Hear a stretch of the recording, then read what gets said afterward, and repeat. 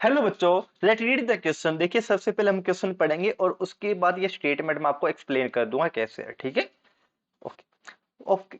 SO3 gas is emitted in the environment at a constant rate of 6.9 into 10 की power minus 6 gram per liter per day due to emission of polluted gas from the thermal power plant at Kota.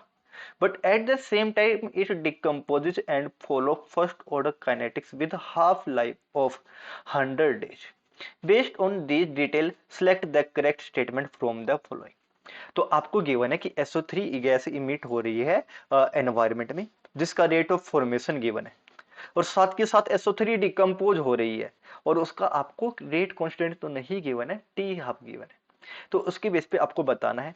Option number 1 मैं explain करूंगा, don't worry. आगे, concentration of SO3 in quota is 1.25 into 10 की power minus 5 molar, और आपको assume करना steady state approximation. Steady state क्या है मैं आपको बता दूंगा। Okay. Second option is if 10 की power 3 liter air is passed through 1 liter pure water, assuming all SO3 dissolved in it and the resultant solution is titrated against one normal NaOH solution, 15 ml of NaOH solution is required to reach the end point. Okay. Third statement is an industry manufacture H2SO4 at a rate of 980 kg per day. With the use of SO3 in air, it should use 8 into 10 की power 5 liter air per day. Option number 4, if SO3 emission is stopped, then after 1000 days, the concentration will reduce to 1.22 into 10 की power minus 8. Okay, देखते हैं ये कैसा है, कैसे question होगा। ठीक है, डोंट वरी।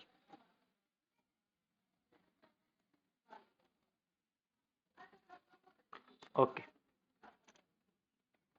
तो आपको डाटा क्या गिवन है, सबसे पहले ये देखिए। आपको गिवन है SO3 की दो रिएक्शन हो रही है। SO3 रिएक्शन में फॉर्म भी हो रही है और SO3 डिकम्पोज भी हो रही है। ओके, फॉर्मेशन ऑफ डिकम्पोजिशन दोनों है।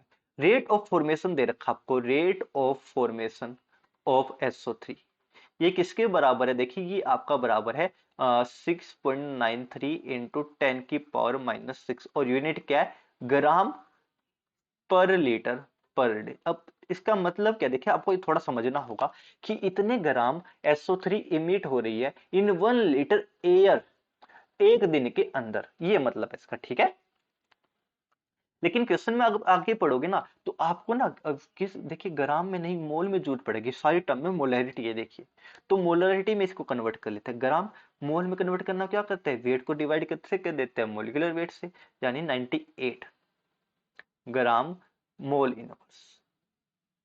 और इसको आप सोल्व करोगे तो रेट ऑफ फॉर्मेशन कितना आ जाएगा? देखिए मैं इसको काट नहीं रहा, इसको एज इट इज लिख रहा हूं, divide by 98, note 98, sorry. SO3 का मोलिकुलर मास कितना होता है? 18, नोट 98।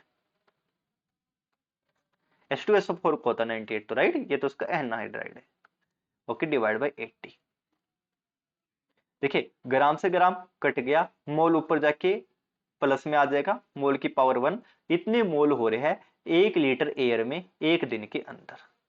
ओके, अब आपको क्या निकालना है, और आपको क्या निकालना है? Concentration of SO3 in quota is 1.25 into 10 के पावर माइनस 5 मोलर। आपको बताना है क्या ये बात सही है कि इतनी कंसंट्रेशन होगी आपकी SO3 की कोटा के अंदर, अगर आपने एज्यूम कर लिया steady state approximation. Steady state approximation का मतलब क्या है? मैंने आपको बताया दो रिएक्शन हो रही है, rate of formation of SO3 अगर किसके इक्वल हो जाए, rate of formation, rate of decomposition of SO3, तो इसी को बोलेंगे स्टडी स्टेट अप्रोक्सीमेशन। यानी SO3 की कंसंट्रेशन ना तो घट रही है ना बढ़ रही है, कांस्टेंट हो गई है।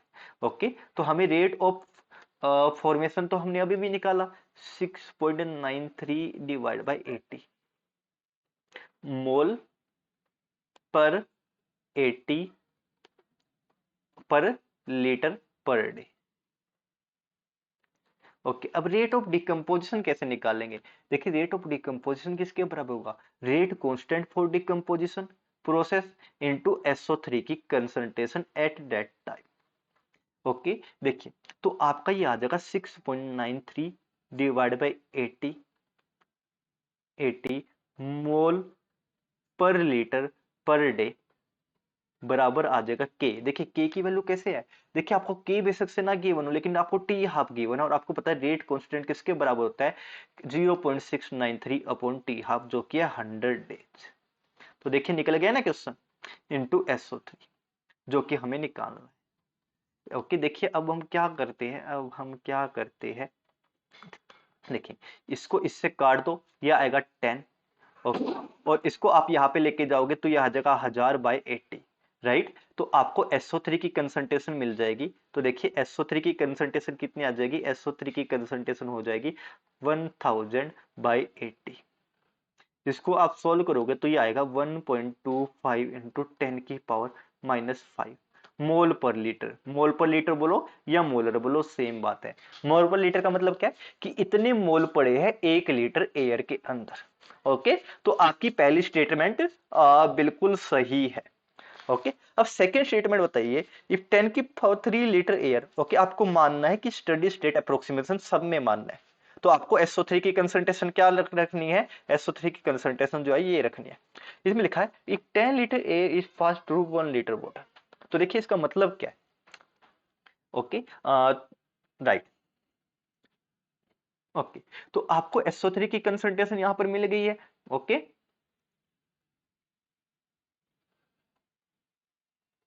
एक मिनट, लीटर एयर, ठीक है। ओके तो यहाँ पर आपको निकालना क्या, आप सेकंड स्टेटमेंट में देखिए आपको निकालना पड़ेगा number of mole of SO3। तो देखिए अगर आप यहाँ पे वॉल्यूम पुट कर दो तो नंबर ऑफ मोल आपको मिल जाएंगे SO3 के। तो देखिए मोल्स ऑफ SO3 किसके बराबर होंगे, मोल ऑफ SO3 बराबर होंगे मोलैरिटी ऑफ SO3 यानी concentration of SO3 multiplied by volume of air. तो देखिए मोल ऑफ SO3 निकल जाएंगे यहाँ पर 1.25 इंटू 10⁻⁻5 इंटू और वॉल्यूम ऑफ एयर हमें दे रखा है 10⁻3 लीटर वॉल्यूम हमें ली गई है। तो ये आ जाएगा आपका 1.25 इंटू 10⁻⁻, मोल पर लीटर था ना यहाँ पे देखिए -2 मोल आपके आ जाएंगे SO3 के। इतने मोल आपने लिए हैं। तो आपको बताना है अगर इसको पानी में से पास कर दूं तो भाई कितना NaOH चाहिएगा। देखिए आप जब भी SO3 को एन वाटर के अंदर डालोगे, SO3 एक एनहाइड्राइड है H2SO4 का, तो ये क्या बना देगा H2SO4, मतलब H2SO3 था, S कितने हो जाएंगे ऑक्सीजन यहाँ पे 4 हो जाएंगे क्योंकि एक ऑक्सीजन इसके पास है। तो आपका H2SO4 बनेगा। तो देखिए मोल ऑफ H2SO4 किसके बराबर है, एक मोल SO3 दे रहा है, एक मोल H2SO4। तो यानी mole of H2SO4 is equal to mole of SO3 जो कि किसके बराबर है 1.25 इंटू 10⁻⁻2 मोल। और इसकी टाइट्रेशन किसके साथ कर दी गई है, NaOH के साथ। तो आपको पता है टाइट्रेशन के टाइम पे क्या होता है, टाइट्रेशन के टाइम पे की बेसिक सी कंडीशन फॉलो होती है, ग्राम इक्विवेलेंट ऑफ एसिड यानी H2SO4 must be equal to gram equivalent of base NaOH। Okay gram equivalent of H2SO4 किसके बराबर होगा, number of mole into n factor. Number of mole तो मैंने निकाल दिया है 1.25 इंटू 10⁻³ मोल है H2SO4 के। एन फैक्टर कितना होगा 2, H2SO4 कितनी H पॉजिटिव देता है 2, is equal to normality into volume of NaOH। Normality कितनी गिवन है 1 और वॉल्यूम हमें निकालनी है, वॉल्यूम किस में आएगी लीटर में। देखिए इसको आप सोल्व कर लोगे तो वॉल्यूम इन लीटर आपको आ जाएगी 2.5 इंटू 10⁻, सॉरी यहाँ पे मैंने -3 लिखा ना, -2 था, इंटू 10⁻²। ओके इतना लीटर आया, लेकिन हमें तो ml में निकालना है। तो वॉल्यूम आप ml में निकालने के लिए 1000 से मल्टीप्लाई कर दोगे, आपका आंसर आ जाएगा 25 ml। ओके आंसर आपका सॉरी 15 ml है, तो डेफिनेटली ये ऑप्शन आपका इनकरेक्ट है। ओके क्योंकि 25 ml चाहिए इसने लिखा 15। अब option number 3, an industry is manufacturing H2SO4 at a rate of 980 kilogram per day.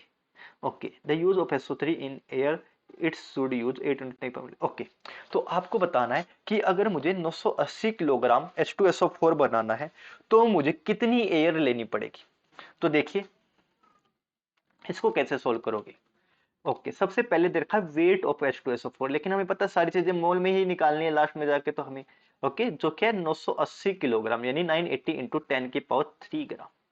तो अगर मुझसे कोई मोल पूछेगा तो मोल कैसे निकालूंगा, mole of H2SO4 is equal to weight upon molecular weight, यानी 980 into 10⁻³ gram divide by 98 gram mole inverse, यानी कितना आ जाएगा, देखिए इसको काटोगे 10, यानी 10⁻⁴ मोल H2SO4 मुझे बनाना है। किससे बनाना है, SO3 से, यानी मैं SO3 के अंदर मान लीजिए पानी डाल लूंगा तो मुझे मिल जाएगा H2SO4, राइट। ये रिएक्शन थोड़ी देर पहले भी बताइए मैंने आपको। ओके, तो यानी अगर मुझे H2SO4 का 1 मोल चाहिए तो SO3 भी 1 मोल चाहिएगा। तो देखिए मोल ऑफ H2SO4 जितने चाहिए उतने ही मोल मुझे SO3 के लेने पड़ेंगे, और कितना H2SO4 का मोल, 10⁻⁴ मोल H2SO4। ओके, और देखिए हमें पता है कंसंट्रेशन ऑफ SO3 कितनी है, 1.25 इंटू 10⁻⁻5, राइट, 10⁻⁻5 मोल 1 लीटर एयर के अंदर पर लीटर है, राइट। तो आपका 1.25 into 10⁻⁻5 mole of SO3 gas है 1 लीटर के अंदर। तो आपको बताना है कि कितनी एयर आपको लेनी पड़ेगी। तो देखिए एयर कितनी लेनी पड़ेगी आपको, मैं इसको लिख के दिखाई देता हूँ पूरा। देखिए 1 लीटर एयर के अंदर कितना है, 1 लीटर एयर, 1 मिनट, देखिए हमने अभी अभी क्या निकाला है, ओके, एक 1.25 इंटू 10⁻⁻5 मोल SO3, SO3 आपकी प्रेजेंट है 1 लीटर एयर में।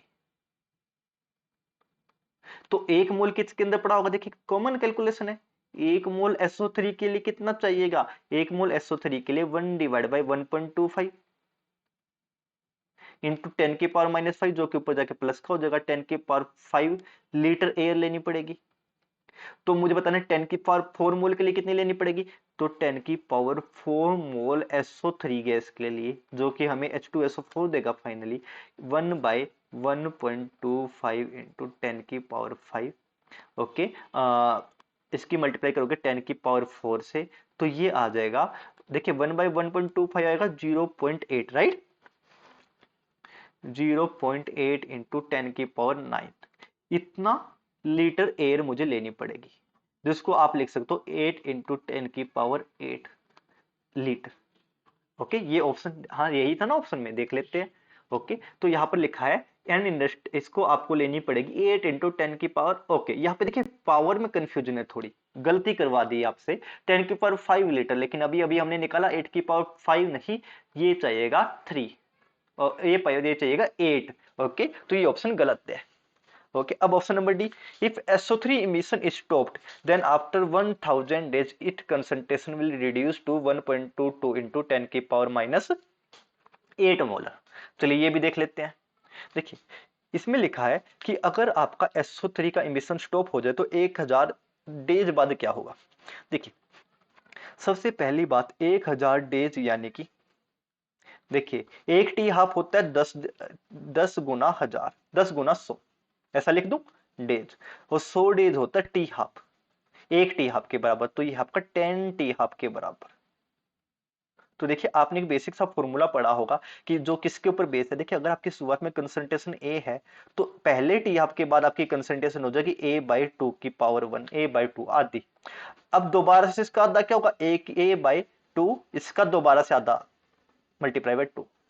अब सेकेंड T हाफ के बाद, थर्ड T हाफ के बाद क्या होगा, A/2 और इसका भी आधा।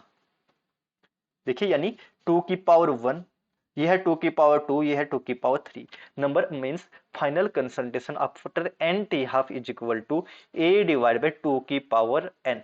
एक फॉर्मूला आपका बनता है, आपको पता होना चाहिए। देखिए concentration after n T half, after n T half किसके बराबर होते हैं, इनिशियल कंसंट्रेशन, जो कि हमने फर्स्ट ऑप्शन में पहले ही निकाली थी, 1.25 इंटू 10⁻⁻5 मोल पर लीटर।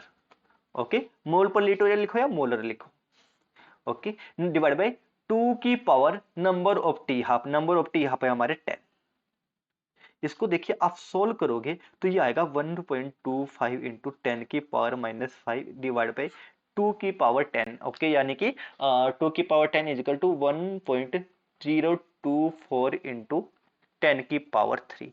इसको आप सोल्व करोगे तो ऊपर जाके 10⁻8 आ जाएगा। तो देखिए 1.0 सॉरी नॉट 1.0 1.24। ओके, नहीं नहीं ठीक है ठीक है, 1.024 ही आएगा ये। ओके, इसको आप सोल्व करोगे तो देखिए 1.25 के आसपास ही आंसर आना चाहिए, 1.22। ओके, और 10 की पावर ऊपर जाके हो जाएगी माइनस में into 10⁻⁻8 molar. Definitely last option हमारा करेक्ट है। आप चाहे तो ये वाला फॉर्मूला भी लगा सकते थे, आपकी final concentration is equal to initial concentration into e⁻⁻ लेकिन आपको ही पता होना चाहिए ओके कि आप ये फॉर्मूला लगा तो दोगे लेकिन आपको ए की पावर नहीं पता होगी एग्जाम में, इसलिए ये फॉर्मूला मैंने नहीं लगाया। तो आपका लास्ट ऑप्शन करेक्ट है। तो करेक्ट ऑप्शन कौन सा, A and D. So your answer are option number A and option number D. Hope you understand well. Happy learning and good bye.